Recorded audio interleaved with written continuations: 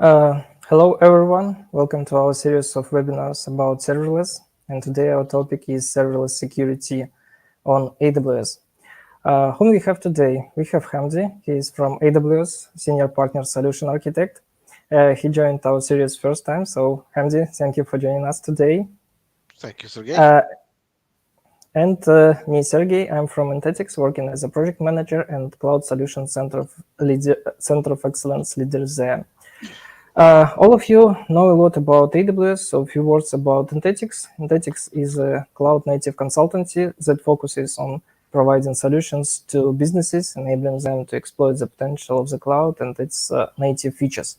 Intetics integrated complex solution with the cloud for different kinds of businesses for more than 10 years. And before we start, I want to recap what we already covered in this series of webinars. Serverless, it's a wide topic, that's why we split all the materials in a series of webinars. On first webinar, we covered what is serverless, what value proposition of using serverless on AWS, why serverless in general so popular nowadays. On our second webinar, we discussed how we can build serverless applications on AWS, what data storage options we have, and how to build proper CI/CD practice there. On our previous webinar, we covered monitoring topic, how we can monitor our serverless applications on AWS and why we need to do this. And today, we want to speak about security. So Hamdi, could you please help us understand why security is so important topic? Why we need to have separate webinar about this? Sure. Thank you, Sergey. Good morning, good afternoon, good evening, everybody, wherever you are. As Sergey said, my name is Hamdy Eid. I'm a senior solution architect with AWS, and I'm here to talk to you about how important security is, especially in a distributed environment. And we're talking about serverless applications here. So, with that, let's get started. Today's talk, I would like to focus on a few key principles when it comes to serverless security. First, here's the agenda. First, we are going to contrast traditional development with serverless development and how the two are different and how the mindset is different. We're also going to talk about certain tenants or security domains. So the presentation is organized around three key principles. The first one is understanding AWS security shared responsibility model, granting least privilege, and how do you implement defense in depth, meaning how do you implement um, security at multiple layers of your serverless architecture. And then I'm going to conclude with an end-to-end example that put it all together. So first, probably most of you have seen a slide like this or similar or a variation of it. This is what traditional application development cycle looks like. You have your presentation layer. That's where your user interactions are. That's where your web servers live. Then you have your business logic layer, and then you have your database layer where you have your data store. Um, that is a functional actually architecture, and lots of our customers still use it. However, this architecture is monolithic, meaning your layers are all tied together from the web server all the way down to the database. And the issue with that kind of architecture is it does not scale very well. When you change one layer, you're going to have to worry about changing the other layers as well. So let's see how that different from a serverless environment. But before we look into what a serverless architecture looks like, let's talk first about what does it mean to think serverlessly? How is that different from traditional development?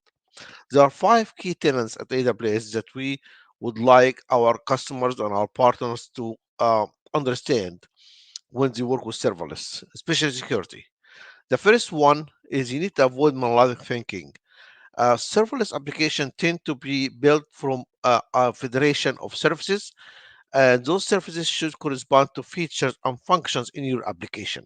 So you're breaking them down, like for example, in a microservice style. That will help you avoid that monolithic thinking. The second tenet is events. Events is what triggers your serverless workload or workflow. AWS is a very rich ecosystem of events. Lots of services use events as well as external sources to that. So events are at the heart of any serverless workload. The third tenet is statelessness.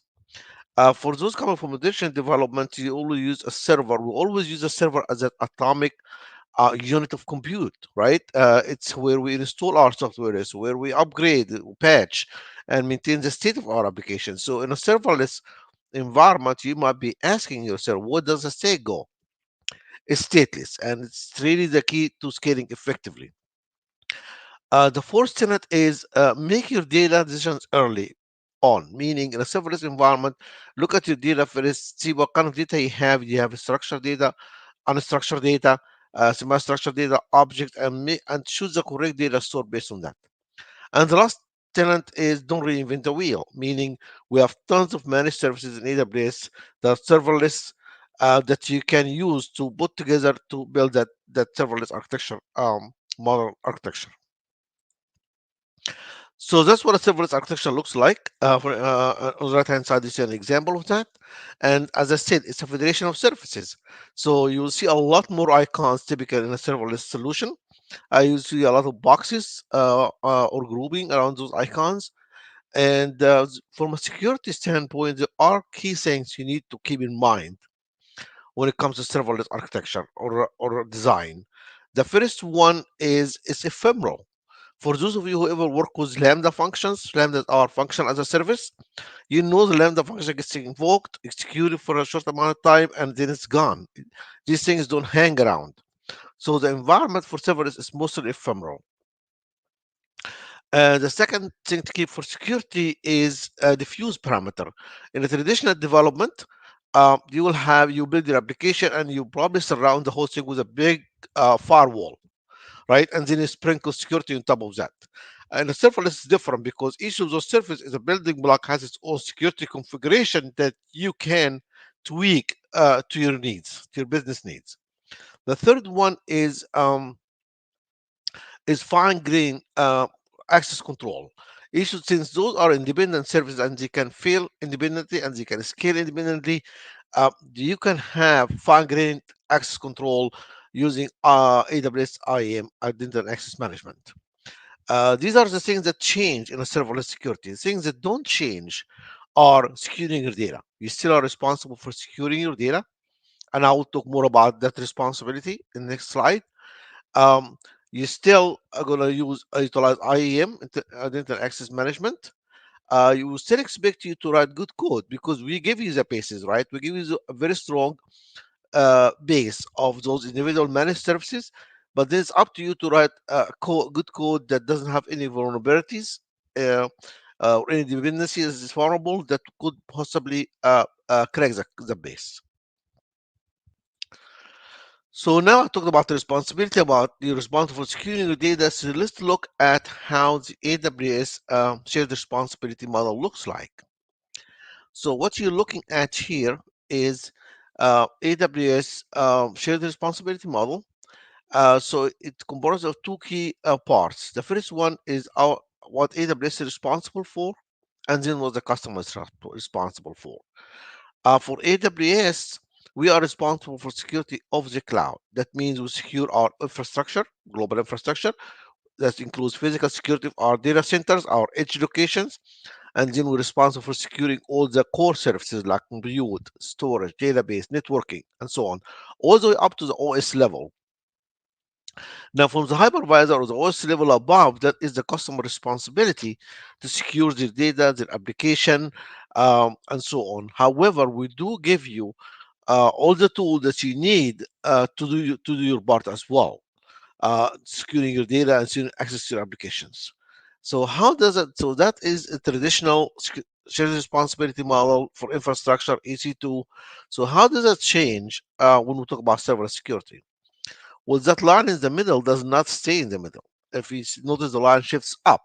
So in a serverless environment, security shifts more towards AWS. We bear more of the burden of security than on our customers because we provide those managed services, right? For Lambda or API gateway.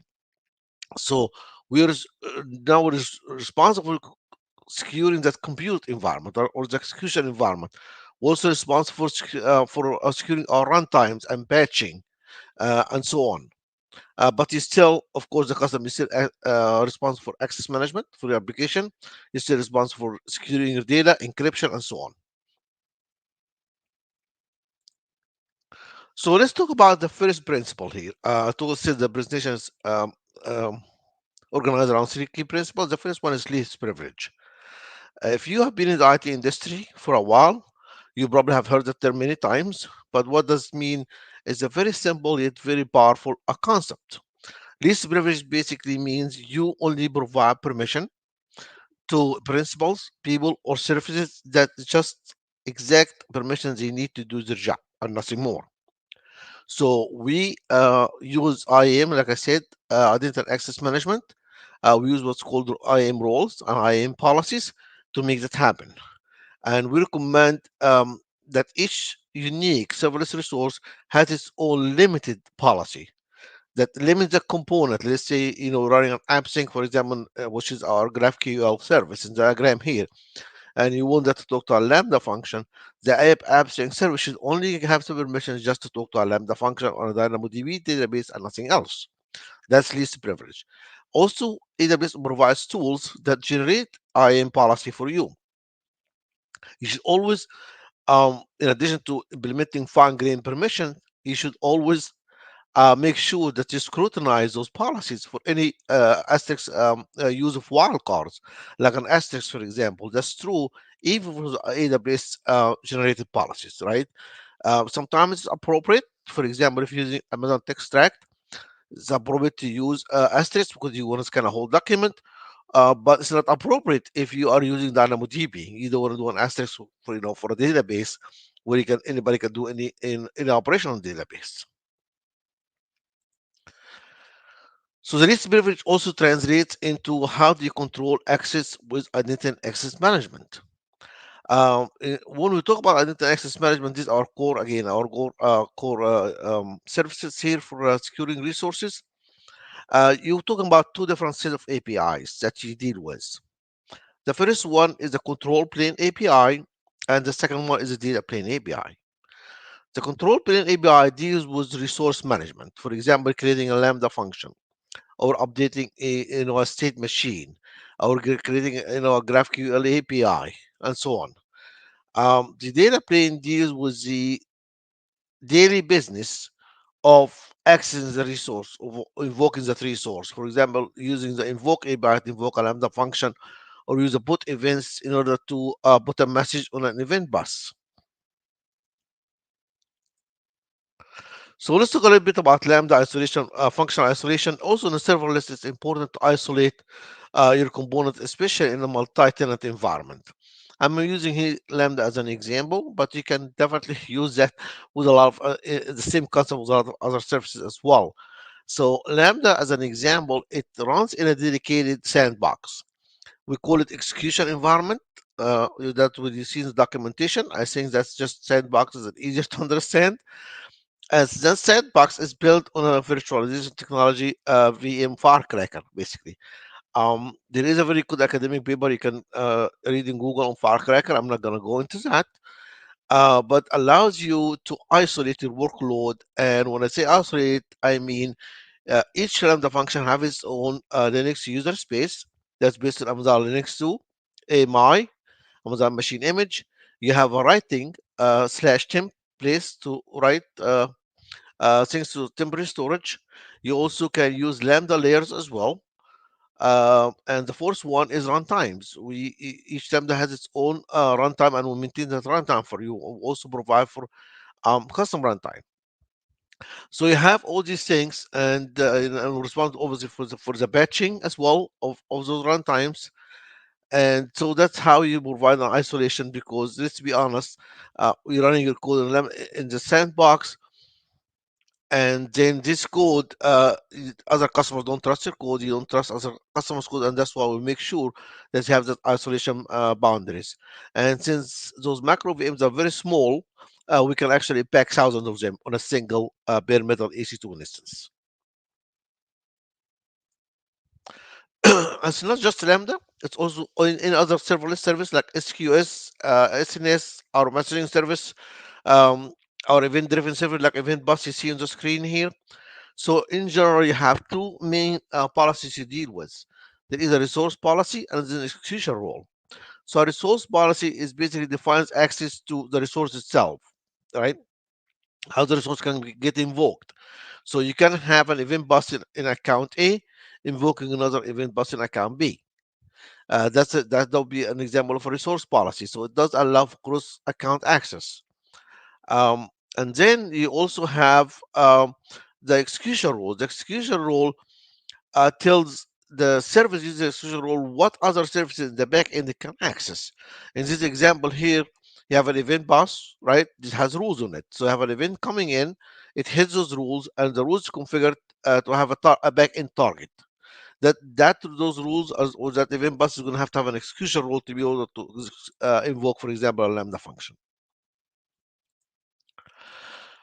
Tooling also is one of the things that you need to keep in mind when we talk about serverless security, because tooling is different. So there are a couple of tools that AWS uses with serverless. One is called SAM, serverless application model, which is based actually in AWS Cloud Formation, which is our infrastructure as code that's been around for years. Now, SAM is a shorthand syntax. Think of it as a macro or a thin layer that runs on top of Cloud Formation.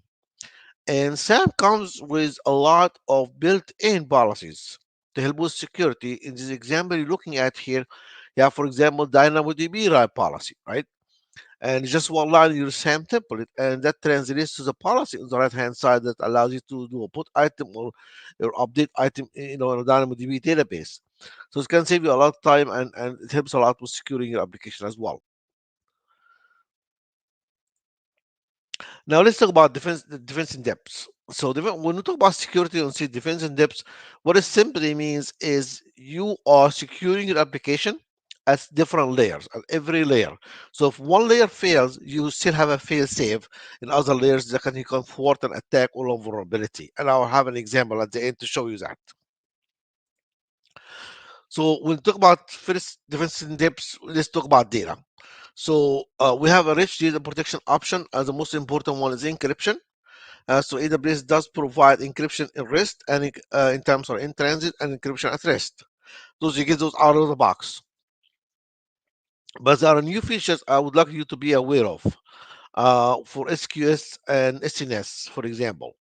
For SQS, which is our messaging queue messaging service, now that is encrypted by default. So when you create a queue, the queue content is encrypted by default using server-side encryption. Also, now we support what we call ABAC, or attribute-based access control for SQS, which is basically in AWS terminology, we call it tags. So you can control access to queues using tags, which is pretty cool. For SNS, which are simple notification service, also messaging service, we introduced a new feature called data protection policy, which basically scans the content of if your SNS topic for sensitive information like social security numbers, birthdays, and so on. And you can configure the policy to actually redact, right, hide, or or completely remove the sensitive information from the data in your topic, the SNS topic. Also, secrets. We all love secrets. We all have them. And when you're dealing with serverless secure applications or even traditional application, you have to have stored things like user ID and password to access the database, for example, right? And so you have separate checks from code or configuration using external services. AWS provide two key services for serverless in that respect. The first one is Secret Manager, AWS Secret Manager, and the second one is System Manager Parameter Store. So both of them allow you to store secrets and retrieve those secrets at runtime. The key difference between the two is AWS Secret Manager allows you to do automatic rotation with your secrets. However, the parameter store does not have that feature. So one question we get asked a lot: when do I go and get my secrets? Right? Do I get as a net space when I finish initialize my Lambda function? The honest answer is it depends on your use case, right? Initializing those outside the Lambda handler is a good performance, good thing to do for performance of your application. But again, it depends on the use case. So you can do it on initialization. You can go to a second branch and grab those credentials, or you can do it on every single invocation of Lambda function. However, whatever service you choose for your secrets, make sure that service actually can handle scaling, because an example of Lambda scales to 3,000 invocation per minute. Um, Make sure your secret store can actually scale as well. Another thing to keep in mind security when it comes to defense in depth is validate your input. So you got input coming, an event coming into your workload, and that's what serverless workloads are all receive events, basically event driven. So make sure you actually validate that incoming input before you processing and before you parse it, both. So separate these two steps, the processing from the parsing. Uh, so if you validate the input, then that's what goes through to the back end. If there's a problem, of course, you raise an exception. And now there are certain AWS services that help with that. AppSync, for example, our GraphQL API has a built-in strict typing. So as you define those AppSync schemas, you can it has strict typing. If you also use API Gateway, for example, it does have built-in request validation you can use. If you're doing Java on Lambda, you can use Java Power Tools. You see the code snippet on the right-hand side. That gives you an example how to use Java Power Tools to validate workloads or your events.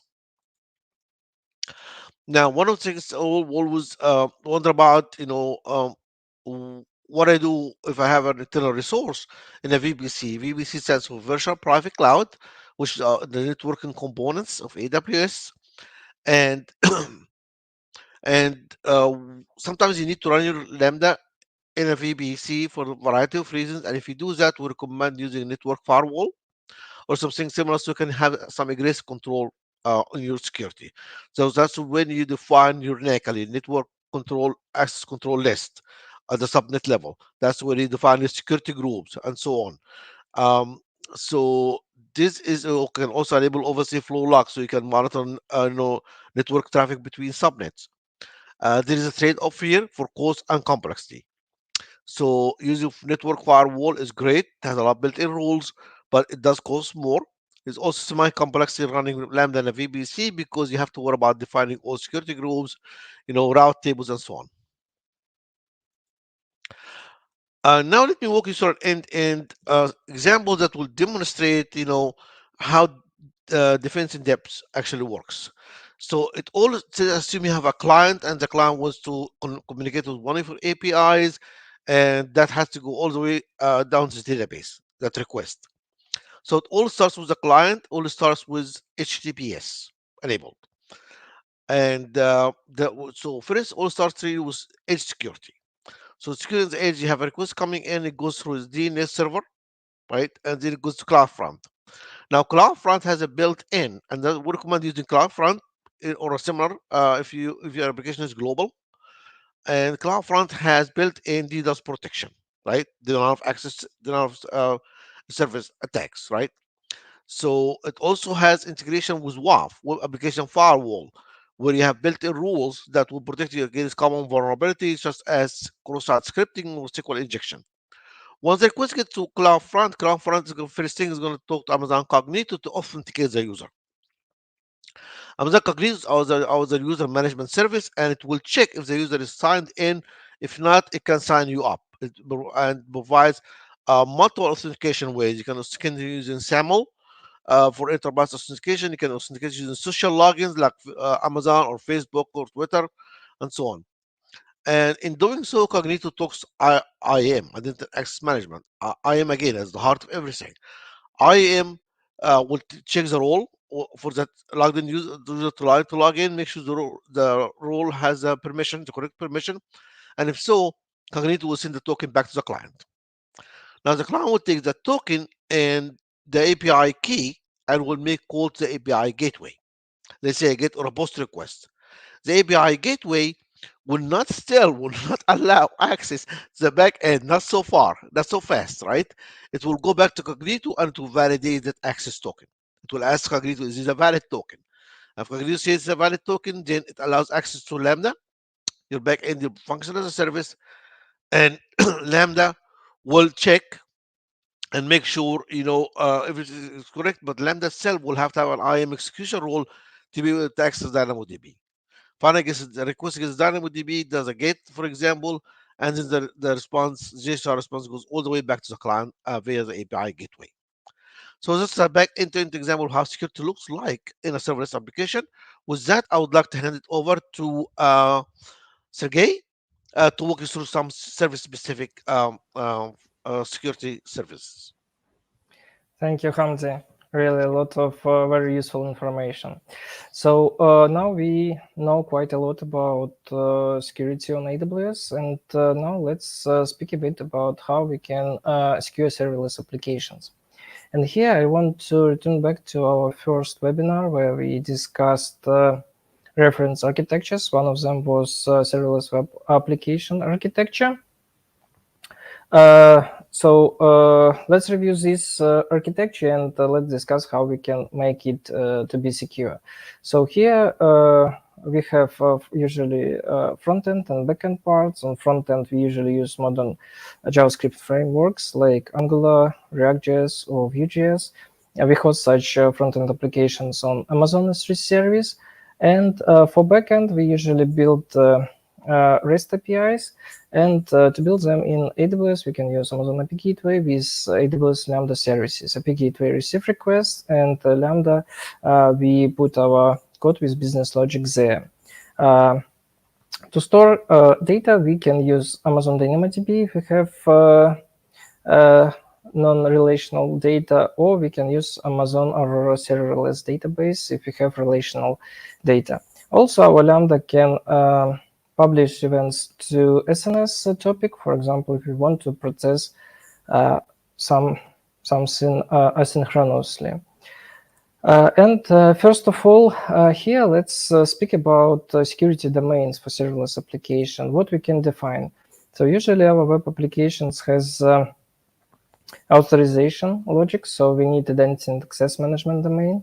Our code has keep all the business rules and business logic of the applications. So we also need such security domain. Of course, data, when we release our application, users start using it. We got user data, so we need to build some process how to protect it. Infrastructure domain, we need it because we need to know how to make our application to be secure from outside. And logging and monitoring, we need this domain for audit purposes, like to have logs and metrics information to detect security events, and also have such information is very useful for incident management and investigation process. So now let's go domain by domain and review what AWS offer for us in terms of security.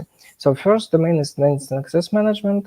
Here we need to address two main topics. First is authorization and authentication logic for our users.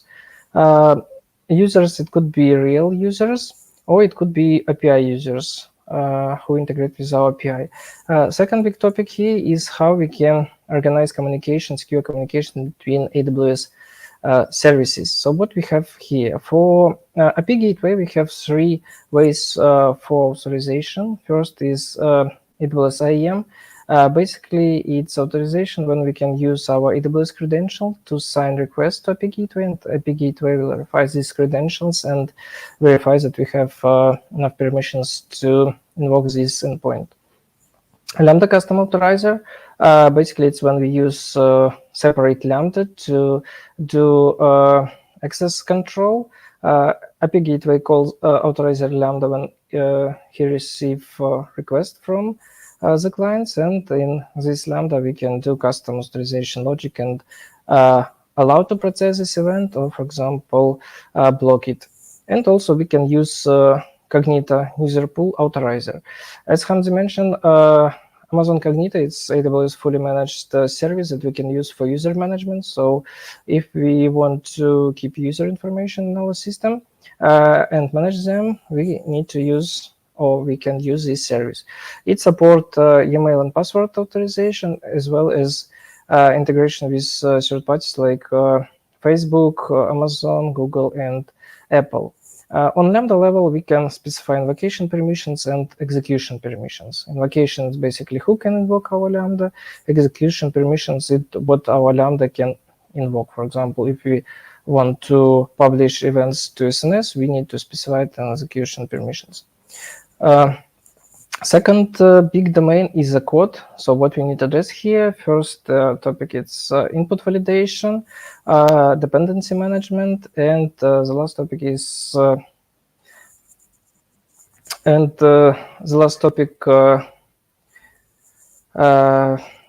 is about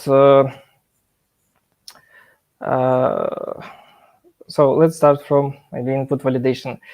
So for input validation, we have 3 options from AWS. First is that we can use AWS Web Application Firewall.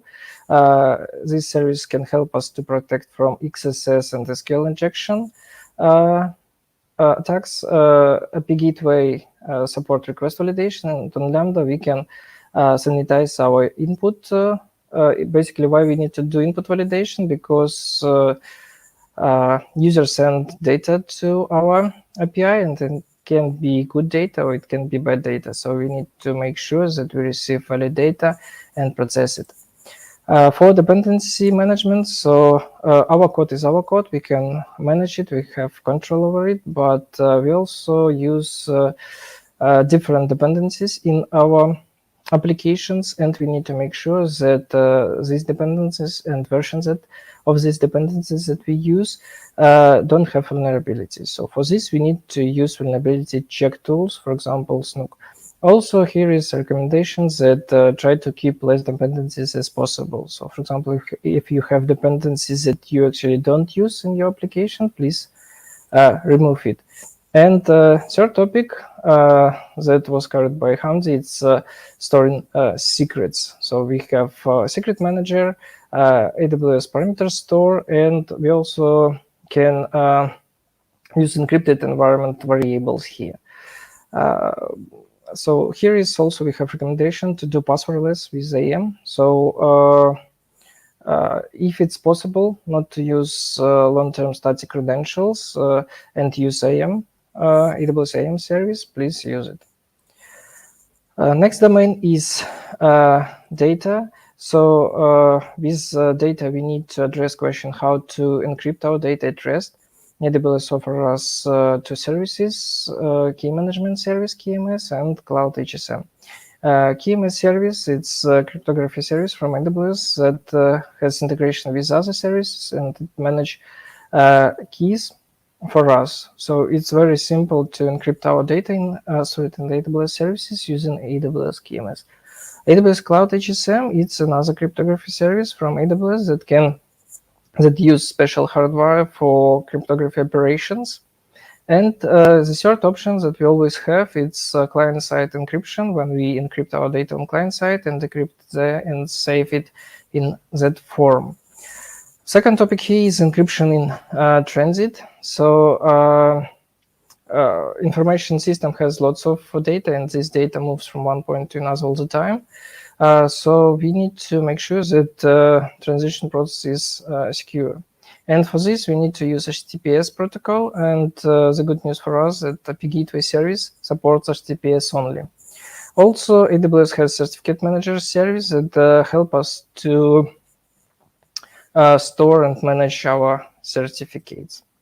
Data flow. So as our data moves from one point to another all the time, we need to understand the path of our data inside our platform to understand like what security tools and techniques we need to apply and in what part of our applications. And here AWS X-Ray service is very powerful tool because it tracks the path of the request, so we know how our data moves inside our system. And this service gives us good visibility on data flow. Last big topic here is data backup and recovery. So, for example, in case of any security events or disruption events, our data may be lost or, for example, corrupted. So what we can do here, Amazon S3 service support versioning. So for example, if we upload new version of the file, we will see new version on S3, but at the same time, AWS will keep previous version of the file and we have access to it and we can restore it if needed. MFA delete, it's a feature that allow us to protect from accidental data deletion from S3. So if we enable this feature, it means that we need to allow this action or confirm this action on an MFA device. And cross-region replication is a feature of S3 that replicate data from S3 from one region to another S3 in another region. So, for example, if something happens with our S3 in our region, or in general, if something will happen with S3 AWS region, we always will have all the data replicated in another region. For DynamoDB, we have two options: on-demand backups and point-in-time restore. On-demand backup, it's when we create full backup for our tables. Point-in-time restore, it's incremental backups. DynamoDB keep them up to 35 days, and we can restore database state for any point in time during this within these 35 days. Amazon Aurora support automated backups. It's also incremental backups, and similar to point-in-time restore, we can restore database state within the last 35 up to 35 days, depending on retention policies that we configured. Infrastructure. So with infrastructure, we need to address two questions. First is the DDoS protection. So here we can use AWS Shield service. It's fully managed service that protect us from DDoS attacks. It has standard and advanced version. Advanced version has some additional checks to detect DDoS attacks on our application. Also has integration with AWS WAF and has near real-time metrics and statistics. AWS Web Application Firewall can help us with protection from the bots. On AWS WAF level, we can specify geo-blocking. For example, we can block requests from country or from region. We can do IP reputation list, rate-based rules, and size constraint. For example, if we expect to receive a small amount of data, small payloads in our API, but someone sent 2 big payloads, so we can protect our lambdas with size constraint rules on web application firewall. From the network perspective, there is one thing that I want to cover today is that when we build an API, we need to understand should our API be publicly available or not. For example, if a user send request to this API from his browsers, it means that this API should be publicly available. But in some cases, we need services that used only internally for internal purposes by our services. So such services should be hosted inside VPC, and for them, we can use security features from the VPC. So please keep it in mind. And last domain here is logging and monitoring. So this domain address topics how we can get application logs, access log, audit logs, and compliance validation. About monitoring, we covered this topic in details with Mateos on our last webinar. So if you missed it, you can find recording on Intetics channel on YouTube. So please feel free to check it there. And for compliance validation, so basically what is it? It means that it's a process when we validate that our application align with internal or corporate or industry requirements. For example, if we are developing application for healthcare industry, it means that our application should be HIPAA compliant. Services, AWS service that can help us with this, it's AWS config service that keep track of change for AWS resources, configuration. AWS budget, this service help us to manage costs. For example, if costs for AWS resources grow faster than we expect, we can get alert or notification about these events and react on this. And AWS Cloud Trail, it's a service that keep track of all events inside our AWS accounts. So it's a powerful tool for investigation and audit purposes. So finally, let's review how our web application serverless architecture transformed. So for front-end part, now we introduced Amazon CloudFront with AWS Shield and AWS Application Firewall to protect our front-end from DDoS attacks. And for example, if it will be required to use geo-blocking. On Amazon S3, we now encrypted using KMS service. We enabled versioning and we enabled MFA delete. Cross-region replication, if in this S3 we just keep front-end applications, it not necessarily, but for example, if we use S3 and other S3 to store user data, for example, some images or files that users upload, so it's good to enable cross-region replication for such S3.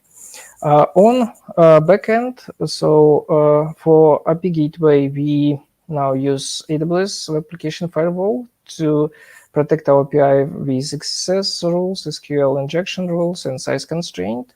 On Amazon API Gateway itself, we use authorization using authorizer Lambda. We enable CORS and we enable throttling. For our Lambda, we now apply vulnerability scanning tools. We reviewed and minimized dependencies. We added input validation logic, and also we configured proper policies for our Lambda. Also, we moved all the secrets from Lambda to AWS parameter store to store them in secure way. For our databases, so both of them now are encrypted with KMS. For Amazon DynamoDB, we enable point-in-time restore, and for Amazon Aurora Serverless, we enabled automated backups. Also, for our serverless database, now we use AWS Secret Manager service to create and manage and rotate credentials on policies that we defined. And now let's move to next topic, and let's discuss security best practices for serverless applications. And here, first of all, when you see here about best practices in AWS, first of all, you need to think about AWS well architected. So it's a framework from AWS that help us to find pros and cons for solutions that we built in AWS. It also gives us best practices to design and maintain application in database in AWS. And also this framework help us to continuously assess our architecture and find places to improve. Well-architected framework has 6 pillars. One of them is security. So the main focus of the security pillar is protecting information and systems. And main items that address that this pillar address is user management, establishing automation process to detect security events, and also data integrity and confidentiality. Also, security pillar define design principles, such as implement strong identity foundation, enable traceability, apply security at all layers, automate security best practices, protect data in transit and at rest, keep people away from data, and prepare for security event. So all of these principles describe tools and techniques that we can use to improve security of our applications. For example, prepare for security events. So this principle tells us that we need to implement incident management process and investigation policy accordingly our corporate standards. And also we need to run security simulations. Keep people away from data. This principle tells us that we need to use tools and techniques to reduce and, if possible, to avoid direct access of people to data. Because we all people, we can make mistakes. So if we have direct access, we may accidentally do this. And now let's briefly review a kind of checklist for security best practices. So what we need to do, we need to use appropriate authorization and authentication mechanism. We need to follow least privilege principles that Hamdy covered today. We need to store secrets securely. We need to identify and classify sensitive data. We also need to minimize storage of sensitive data to only what is needed. We need to protect data at rest and in transit. We need to follow secure coding practice. And we need to use monitoring tools to identify and report unwanted behaviors, for example, wrong credentials, unusually long running time. Ensure sufficient logging is enabled for all components. We also should avoid logging sensitive data. It's a good point. Please keep in mind when you write logs that you don't log sensitive data like user emails or credit card numbers. And finally, we need to perform regular auditing of configuration. And the last thing today that I want to mention, it's Tetra. Tetra is a consultative service for in-depth software quality assessment. It's the result of more than 6,000 hours of original research conducted by Intetics. It's a unique system of metrics and measurements based on ISO standards and Intetics project expertise for more than 25 years.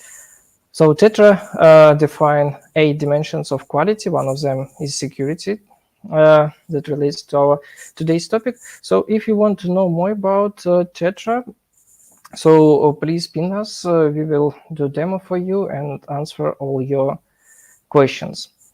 So what is next today? I think we finished with our today's webinar. It was last webinar in this series.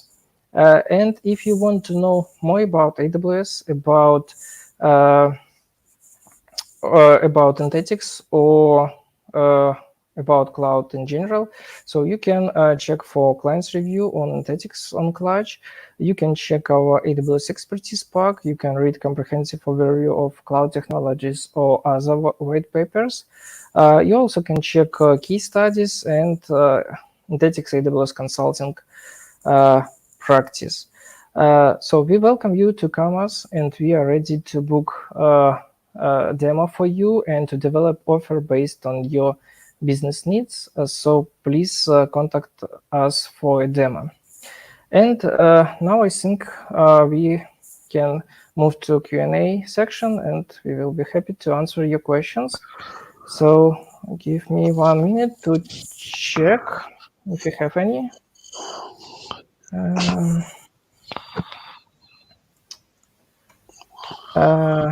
So Hamdi, please help us. I see one question. How do I protect my serverless application against common web vulnerabilities? That's a great question. So I think I mentioned a little bit, so let me expand on that.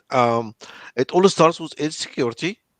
So to protect your applications in common vulnerabilities, things like cross-site scripting or SQL injections, you need to use some kind of firewall, right? And we do have WAF, Web Application Firewall, that can be integrated with either CloudFront at the edge, or you can also integrate it with API Gateway, right? Which is your front door for APIs. Um, you also need to, in addition to web application firewall, you can definitely, as you mentioned, Sergey, correctly, you can use Shield Advanced, right? Because CloudFront does provide you just with basic DDoS support. But if you want advanced denial of service support, so you can protect against those common vulnerabilities, Shield Advanced is recommended. And the last thing I want to mention is API Gateway also provide different ways of authorization right before you can access the back end. And those include things like SAML authorizations, IAM authorization, incognito user pools, and social login authorization. So that's, but the WAF and the CloudFront is a key here, and Shield Advance. Okay, yeah, thank you, Hamdi. I see another question. Should my Lambda function be VPC enabled? Does it make it more secure? Okay, we get the question a lot, Sergey. That's a very common question. And the short answer, no, it does not. It doesn't make it more secure. The way it works is, uh, even if you run Lambda by the default setting, which runs in the AWS public zone, right? And at the end of the day, the Lambda service itself is running in our VPC. So the Lambda service is running on the VPC that's owned and maintained by the AWS Lambda service team. So the scaling and the monitoring of the Lambda service is done for you on that. So when would you use Lambda in a VPC setting? One of the common use cases, if you have, for example, certain microservices, internal application that you're going to expose publicly and it's running in a VPC, then yes, we recommend running Lambda in a VPC. Another use case is when you are deploying a service that's not running in our public zone. For example, DynamoDB runs in our public zone, so you don't need to run Lambda in a VPC when you talk to DynamoDB. But if you're talking to RDS, our relational database service, right, which runs in a VPC, then your Lambda needs to be in a VPC as well to be able to access RDS. So the short answer is running run Lambda in a VPC when your use case needs it, as I mentioned those two examples, but you do not get any additional security benefits from running it within a VPC. Does that make sense? Yeah, totally makes sense. Thank you, Hamdi. Sure. And I see one more question. What kind of data protection services can I use in my serverless application? Sure. So there are a couple there. The key one really that used across almost all AWS service called KMS, Key Management Service. Okay, and that's what we use for encryption. So Key Management Service is a key service that's integrated, allows you to create cryptographic keys, allows you to rotate them. It allows. There are different flavors of it. There are AWS managed keys, right? Most commonly we call it server-side encryption keys. There's also same keys, which are customer defined key, where the customer actually creates and owns the key materials. You also have the option, of course, to do client side encryption, but that's on the customer. That's more secure, so you encrypt the data before it even hits AWS. But that encryption on the client side that needs to be performed by the customer. So we have different varieties there. Another service also we recommend if you are using sensitive information, like I said, Sergey, credit card, for example, numbers, right, or social security numbers. Um, we have an storing that you can use the Maze. It works very well with our storage service in S3, and Maze is a machine learning service that basically scans your S3 buckets for API information, personal identifiable information, and isolates those for you. Yeah, thank you a lot, Hamdi, for the Oh, answers. my pleasure. Uh, yeah, and I think that's all for today. So we will answer on other questions after the webinar. So thank you all for joining us today. Thank you, Sergey, for having me over. Thank you. Appreciate that. Thank you, Hamdi, for joining us as well.